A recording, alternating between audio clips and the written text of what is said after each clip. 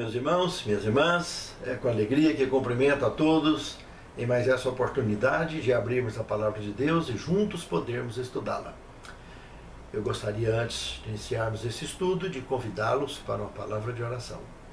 Santo Deus, muito obrigado, Senhor, por este momento tão importante em nossas vidas, onde buscamos na Tua Palavra o sustento para a nossa fé. Nos fortaleça, Senhor, para a jornada que temos, para a missão que temos a cumprir diante de Ti e diante dos homens.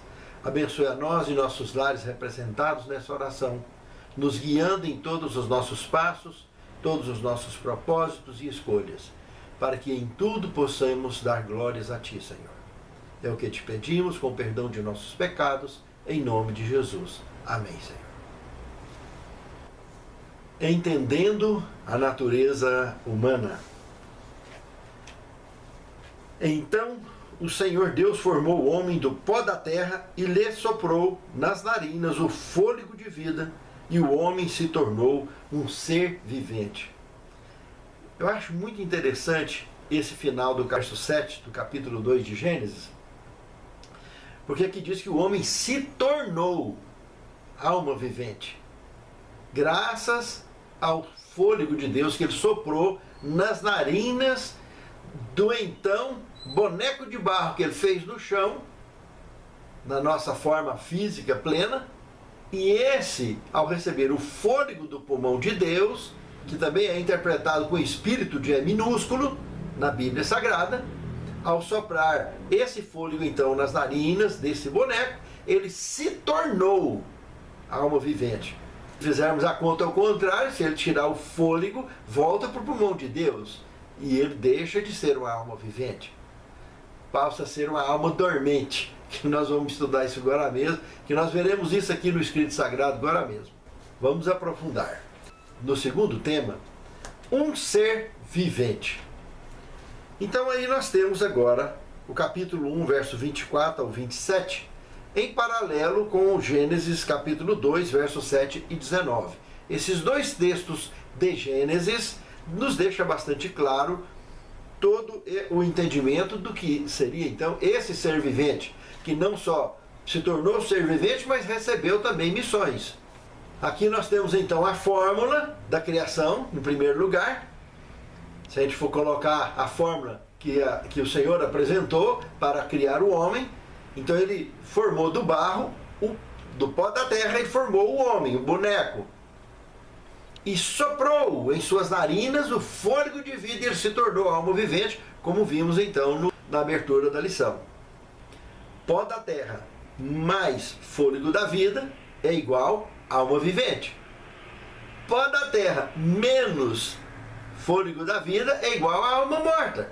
De cara vimos então que Deus não criou deuses, Deus criou criaturas, e as criaturas são mortais, elas não são eternas. Porque existem crenças por aí afora, embebedada pelo espiritismo e enganos satânicos, desde o Éden, onde ele levou essa mentira, de que a alma é imortal, que o ser humano pode se tornar imortal. Pode sim se tornar imortal, mas não como alma, mas como ser vivente. Aí está a questão. Tudo que nós temos na Bíblia Sagrada vai contra essa ideia, mas a favor da ideia de que, da forma que nós fomos criados, nós seremos restaurados. O plano da redenção é para isso. Cristo morreu na cruz para nos redimir e nos restaurar. Por isso que Paulo, em 1 Coríntios 15, 51 e 53, fala que quando Jesus voltar, no piscar e fechar de olhos, esse mistério é revelado. Que esse corpo corruptível se revestirá da incorruptibilidade. Esse corpo mortal se revestirá da imortalidade, porque esse dom será nos fornecido e nós voltaremos a fazer parte da raça pura, como originalmente os nossos pais fizeram parte um dia, e nós voltaremos a fazer parte disso. Eles também ressuscitarão para fazer parte disso. Somente as pessoas que rejeitaram o pagamento que Cristo fez por nós, que rejeitar o sacrifício dele, rejeitar a missão dele em nosso favor, somente essas pessoas, como Satanás, os ímpios, as potestades da maldade, qualquer um que se ingressar nesse quadrado de potestade de maldade, consciente ou inconsciente, querendo ou não querendo, quem se ingressar nesse quadrado, infelizmente, não será aproveitado. Será descartado junto com o quadrado inteiro. Extermínio. Então, um ser vivente está aí, a forma que foi criado. Infelizmente, o pecado entrou e as pessoas, ao olhar para Deus, virar as costas para Ele, está virando as costas para a vida. E isso foi o que os nossos primeiros pais fizeram e pagaram um preço muito alto por isso. Mas ainda viveram mais de 900 anos fora do jardim. Hoje a gente mal consegue chegar a 100, cento e poucos anos. Raras pessoas. A maioria entre 70 e 80 está embarcando para a cidade dos mortos. Aguardando o Senhor um dia voltar para dar a recompensa. Agora, olhando esse ser vivente, que logo se levantou no sexto dia, ele recebeu a primeira missão dele. Deus trouxe até ele toda a criação formada, como nos faz lembrar nos dias de Noé. Lembra? Deus conduziu toda a criação que tinha de ser vivente naqueles dias, de animais limpos e imundos. Todos foram conduzidos à arca para ser selecionado. A quantidade de casais que Deus solicitou veio até Noé. Noé não foi até eles. Eles vieram até Noé. Deus os trouxe. Aqui Deus fez a mesma coisa. Trouxe toda essa criação até Adão. Creio eu que numa quantidade até menor, porque essa criação que Deus criou, Ele criou tudo perfeito. Então trouxe um casal de cada diante dele para nomear. E na volta do dia, esses milhares, miríades de seres foram nomeados. E os nomes que o homem deu até hoje. O nome que o nosso primeiro pai deu está até hoje nesses animais. Infelizmente, depois do pecado, houve uma mutação genética em toda a criação de Deus, aonde então o pecado passou. Somente o jardim ficou preservado. Aqueles 2.000 quilômetros cada lado do jardim, onde nós conhecemos hoje por Oriente Médio, com esses 4 rios que teria então dentro dele, porque lá está falando, aí no Gênesis capítulo 2, entre o verso 8 e 10, está falando do Gion, se referindo ao rio Nilo, que é o que passa na terra de Cush, né? A África. Está falando do Pison, que é o que passa na Arábia Saudita, terra do Avilar, arenoso. Esse foi extinto com o dilúvio. E os outros dois que estão com o mesmo nome até hoje, Tigre e Eufrates, lá na região do Iraque, na divisa do Iraque com a Arábia Saudita, então o rio Eufrates, e na divisa do Iraque com o Irã, o rio Tigre. E esses dois desciam distintamente do Golfo Pérsico.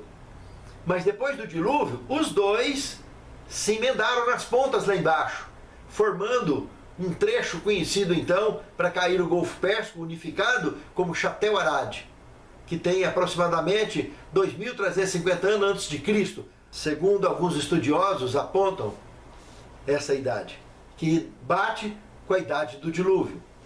Então esses 4 rios já estavam ali dentro. E está lá até hoje. Então eu sei que ali era o Jardim do Éden por causa disso. Agora, dentro desse jardim, que então nós estamos imaginando aí esses 2.000 quilômetros, cada lado do pátio desse jardim, né? Lá no céu, no Apocalipse 22, mostra uma cidade a aproximadamente 557 quilômetros cada lado, descendo dentro desse pátio, dentro desse jardim, essa cidade que o Senhor vai preparar para nós. Esse jardim aqui, antes do dilúvio, segundo o Escrito Sagrado, envolvendo a pena inspirada também, ele foi recolhido e levado para o céu. E lá no Apocalipse a gente vê 2 árvores da vida, uma de cada lado do jardim. Ou seja, houve a fusão do jardim daqui com o jardim de Deus, porque Deus viria morar aqui nesse planeta um dia, como nós conhecemos na profecia, lá no Apocalipse, no capítulo 20, capítulo 21, a gente vê essa verdade acontecendo após o milênio. No capítulo 21, então, ela descendo, Deus com os homens dentro dela, e ali onde é o Monte das Oliveiras hoje, ela vai voltar para ali, para aquele lugar. É um lugar estratégico, um ponto geográfico estratégico. Ele vai se fender ao meio, conforme o profeta Zacarias fala, metade vai em direção ao norte, metade em direção ao sul, se torna um grande vale no meio e ela aloja ali. Desce ali. Então o Jardim do Éden vai voltar a ser o que era antes, com a sua perfeição. Mas tudo o que aconteceu quando os nossos pais pecaram, eles foram expulsos. O jardim foi preservado, mas fora, toda a criação de Deus foi amaldiçoada. Passou por uma mutação genética. O homem que vivia eternamente durou só 900 e poucos anos e morreu também. Passou a conhecer o sono da morte. Sono da morte por causa do sacrifício de Cristo mais tarde. Porque na realidade eles estariam conhecendo a morte. Eles estariam perdidos para sempre se não fosse a providência de Deus. Que já foi tomada antes da fundação do mundo, porque sabia que só uma terça parte que cairia, então valeria a pena a criação. 2/3 ficariam firmes. E é por isso que Deus criou mesmo sabendo que aconteceria tudo isso. E Deus traçou um plano para que isso tudo desse certo. E está dando certo. E já deu certo. E Jesus em breve voltará para buscar os seus. Os que estiverem vivos não provarão nem a morte. Vão ao encontro com o Senhor nos ares. E os que já descansaram em Cristo ressuscitarão para receberem o galardão da imortalidade. Pense nisso, amado irmão. Pense nisso, amado irmão. No terceiro tema, a alma que pecar morrerá. Irmãos, aqui entra de cara no livro de Ezequiel, no capítulo 18, verso 4 e verso 20. E por que não fazer um paralelo com Mateus capítulo 10, verso 28? Vamos lá. De cara que, no contexto, na explicação do profeta Ezequiel, do que ele recebeu do Espírito Santo de iluminação e inspiração para escrever para nós, ele está dizendo aqui que ninguém, nenhum filho, vai pagar pelo pecado do pai. Ele está dizendo aqui que a justiça do justo vai ficar sobre ele.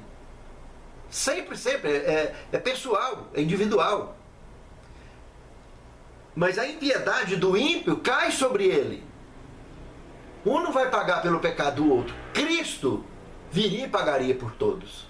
O justo pelos injustos. O santo pelos pecadores. Porque o resto é tudo igual, irmãos. É tudo mortal, é tudo pecador. Não tinha como. Somente o sangue perfeito, divino, de um Criador resgataria as suas criaturas. E por isso ele se fez num de nós, provou que um de nós pode ser vitorioso, em conexão com a divindade, como ele se conectou com o Pai e foi vitorioso. Nós, conectados com ele, também seremos vitoriosos e temos uma vantagem a nosso favor. O que nós não dermos conta, pela sua graça, ele completa para nós, desde que estejamos dispostos sempre a receber o perdão divino e a restauração divina. E não desistirmos jamais. Pense nisso. É muito profundo. E lá em Mateus, no capítulo 10, verso 28, Cristo faz uma advertência. Não tema aquele que mata só o corpo, mas tema aquele que pode fazer extinto no fogo do inferno, no Gina. Aí o original do grego aí, para inferno, e Gina é local de destruição, de extermínio. É o mesmo Gina lá de Apocalipse, capítulo 20, do versículo 11 em diante, onde mostra esse Gina, esse inferno, esse lugar de destruição, que é um lugar que acontecerá de uma só vez. Como foi Sodoma e Gomorra? Lembra? Está queimando até hoje lá? Está queimando eternamente? Não, mas foi queimado com fogo eterno, não foi? Porque vem de Deus, é eterno. Exterminou, acabou. Entende, irmãos? Então, hoje vai acontecer o mesmo. Esse Gina, Deus vai fazer ele surgir em cima das potestades da maldade, com todo o seu quadrado dentro. E será extinto para todo sempre. E aí haverá novos céus. Por que haverá modificação? Todo o universo gira em torno do terceiro céu hoje. E vai passar a girar a partir desse céu aqui nosso, do primeiro. Porque o Senhor vem mudar para cá. E nova terra, porque a nova terra não tem nada a ver com a primeira terra. A mudança feita por causa da mudança de Deus para cá. E tudo se fará novo. Assim está escrito. Pense nisso, amado irmão. Pense nisso, amado irmão. O temor aqui a Deus é exatamente de saber que ninguém pode viver sem Ele, porque perde o fôlego que vem do pulmão dele. O fôlego do pulmão dele da vida eterna. Nós conhecemos o sono da morte, por causa do nosso pecado que nós vivemos, que nós nascemos e vivemos desde que os nossos pais pecaram. Mas o plano da redenção nos recuperará. Está nos recuperando e vai nos devolver a nossa condição original da criação. No quarto tema, o Espírito volte a Deus. Lembra da história do fôlego que eu comentei? Deus soprou, Deus toma de volta agora. É exatamente o que nós temos ao comparar Gênesis 2:7 com Eclesiastes 12, de 1 a 7. O Espírito volte a Deus que o deu. Mas o corpo, que é pó, que é feito da terra, volte à terra que o deu. É exatamente essa a sabedoria revelada do Espírito Santo para mim e para você. Não foi eu que escrevi, está aí na palavra de Deus. Então não adianta contestar. Essa é a fórmula divina da formação e manutenção do corpo humano. Enquanto estamos conectados com o Senhor e andando nos seus caminhos, cumprindo com a missão que Ele nos confiou, nós estamos vivos, cumprindo com a missão. Lembra da primeira missão do nosso primeiro pai? Dar nome àqueles animais. Já pensou o potencial daquele indivíduo? Parou para pensar nisso? Que na volta do dia, ele deu nome a milhares, milhares e milhares de espécies. Aquele indivíduo criado com cerca de 4 metros de altura, que tinha a força de 20 homens, como a Pena Inspirada fala, com o peso físico de massa pura, ultrapassando algumas centenas de quilos. Entende, irmãos? Nós estamos falando de um indivíduo que disputaria facilmente força com um elefante ou com um rinoceronte e venceria com facilidade. Em matéria de força física, ele tinha a força de 20 homens. Já parou para pensar? E isso mudou radicalmente, então, após o pecado, que tanta longevidade como a estatura foram sendo reduzidas. Após o dilúvio, então, isso foi muito rápido. A fauna e a flora sofreram uma mutação terrível. Desde o pecado da saída, da expulsão do Jardim do Éden e após, então, o dilúvio. Foi, sem dúvida, grandes adaptações e readaptações que aconteceram com a criação de Deus no mundo contaminado pelo pecado. Foram 2 mudanças severas, aonde toda a criação de Deus teve que se ajustar a essa nova estrutura apresentada num planeta assoreado agora por um dilúvio. E hoje, aqui agora, aguardamos a volta do Senhor para assistir à recuperação de tudo isso em muito breve e ter um novo céu e uma nova terra. No quinto tema, os mortos não sabem nada. Veja que nós estamos mergulhando na natureza humana e entendendo a natureza humana revelada na palavra para ver o quanto isso é importante, irmãos. Aqui está dizendo, no capítulo 3, verso 11 a 13 do livro de Jó, nós temos que, nos reclamos aqui de Jó, conversando com Deus, ele lamenta dos joelhos que o receberam quando ele nasceu. Ele lamenta por que aqueles seios foram me dar leite. Ele lamenta por que os meus olhos não nasceram fechados, em vez de nascer aberto, vendo tudo. Se eu tivesse nascido morto, eu estaria simplesmente, presta atenção no que ele está falando aqui, irmãos, eu estaria em sono profundo debaixo da terra. Ele já naquele tempo, há 2000 anos antes de Cristo, tinha consciência que se não estiver vivo, ele está dormindo. Sono profundo. Jó tinha fé suficiente para entender que a obra expiatória daqueles cordeiros, que simbolizava o resgate que o próprio Deus providenciaria mais de 2000 anos à frente dos seus dias, e resgataria ele da morte eterna. Por isso ele fala, é muito profundo isso que está revelado aqui, irmãos. Porque todas as pessoas antes de Cristo, hipoteticamente, estariam perdidas e condenadas à morte eterna. É uma compreensão profunda revelada pelo Santo Espírito de Deus, na linguagem da sabedoria de Jó aqui, conversando com Deus, que foi incomum dentre os patriarcas e dentre todos os sábios que viveram antes de Cristo. Entender que a morte era um sono. Para todos, na realidade, essa morte, exceto a revelação do Espírito Santo, era uma condenação, a morte eterna.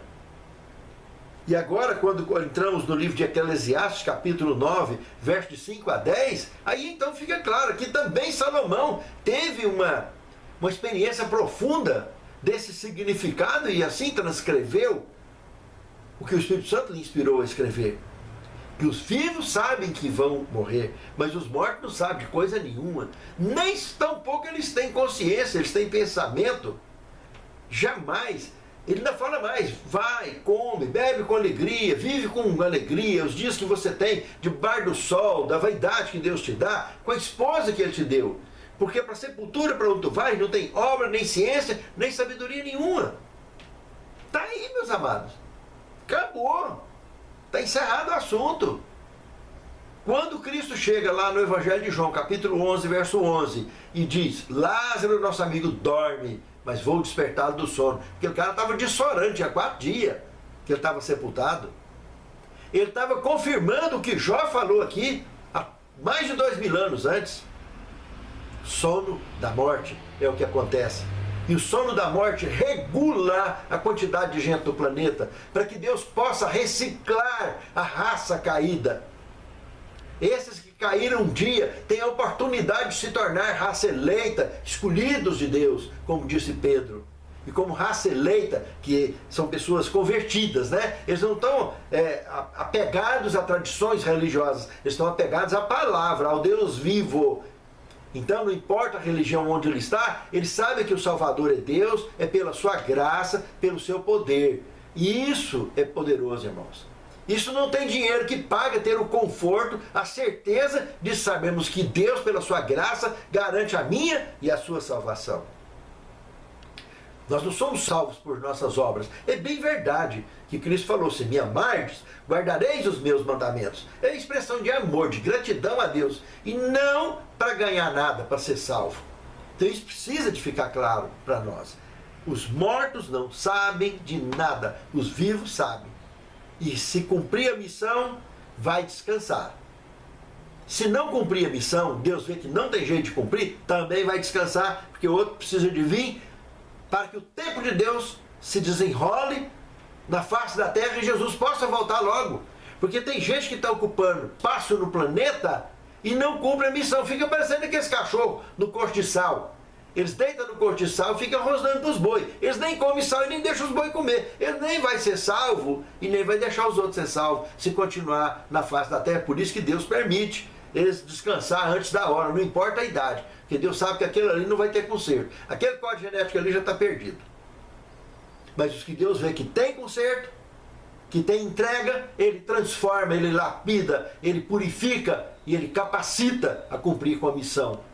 Para que assim Jesus em breve possa voltar e logo possamos assistir ao vivo e a cores um novo céu, uma nova terra, onde habita a verdadeira justiça. Pense nisso, amado irmão. Pense nisso, amado irmão. No 6º tema, descansando com os antepassados. Achei muito interessante isso aqui, meus irmãos, porque se a gente pegar o 2 Samuel, capítulo 7, verso 12, por aqui já dá para ter uma boa ideia, quando Davi queria construir um tabernáculo para Deus, mas como ele foi um homem de guerra, que tinha a mão suja de muito sangue, Deus não permitiu que ele construísse o tabernáculo. Mas aí Deus usa uma expressão que a gente pode analisar em vários e vários textos bíblicos do Antigo Testamento e do Novo Testamento, aonde essa expressão, você vai descansar com seus antepassados, vai dormir com seus pais na sepultura. Entende? Lá Daniel também, lá no capítulo 12, quando ele queria entender um monte de coisa antes da hora, Deus falou, não, sela o livro, porque você vai descansar com seus pais. Isso é para dar tempos muito distantes ainda. Fica tranquilo, Daniel. Então, descansar com os antepassados. Aqui ele queria construir o santuário, e Deus falou, olha, não, meu filho, das suas entranhas, da sua descendência, eu vou levantar um que vai defender o seu reino, que vai restaurar o seu reino, vai estabelecer o seu reino. A sua descendência, Davi. Eu vou levantar um. Mas você vai descansar com seus antepassados. Vai dormir com seus pais. Entende, irmãos? Aí está a grande questão. Então, aqui em 2 Samuel, está bem claro isso aí. E quem construiria o santuário, segundo Deus, nessa revelação, seria um filho de Davi. E nós sabemos que isso aconteceu com Salomão. Salomão foi o homem que pegou o projeto que Davi fez e executou. E o rei Irã Abif, lá da Síria, mandou um tal de Irã Abif, xará dele também, que era um judeu que vivia na Síria, que veio executar a obra do projeto desenhado por Davi. Salomão recebeu esse presente desse homem, desse rei da Síria, e teve esse grande construtor de templos daquela época, auxiliando então na obra da construção de alvenaria do primeiro santuário de Deus, substituindo a tenda móvel. E no sétimo tema, nós temos uma ilusão fatal. Queria citar um texto aqui do Grande Conflito, página 450 e 458, que nos diz o seguinte: se fosse verdade que a alma passa diretamente para o céu no instante em que alguém morre, então poderíamos muito bem almejar a morte em lugar da vida. Por causa dessa crença, muitos têm sido levados a colocar fim à sua existência. Quando dominados pelas dificuldades, dúvidas e frustrações, parece fácil romper o tênue fio da vida e voar além, para as bênçãos do mundo eterno. Em parte alguma das Escrituras se encontra a declaração de que é por ocasião da morte que os justos vão para a sua recompensa e os ímpios para o seu castigo. Jamais, irmãos. Isso não tem base bíblica. Isso é uma crença antibíblica, satânica, que o diabo tentou infiltrar através da submissão da serpente a ele, que transmitiu essa ideia para os nossos primeiros pais, para a nossa mãe, e essa crença duvidosa já vinham dominando as suas mentes, por isso eles aceitaram e pagaram para ver, e pagou caro. Mas Deus os perdoou, expulsou, colocou para fora, mas deu condição deles se recuperarem, e entendeu o suficiente para descansarem no Senhor, e amanhã ressuscitarem entre eles, entre os justos do Senhor. Ó Senhor, nos abençoe e nos guarde, Senhor. Nos livre da ignorância, especialmente da ignorância contra a Tua Palavra, mas que aceitemos a Tua Palavra escrita e que Tu nos estimules a fazer parte da Tua Palavra viva para que possamos evangelizar o mundo ao nosso redor. Santifica-nos na Tua Palavra, porque a Tua Palavra é a verdade. Te pedimos, Senhor, que nos oriente e nos guarde, nos conte entre os escolhidos sempre para a Tua honra e glória, nós e nossos lares, em nome de Jesus. Amém.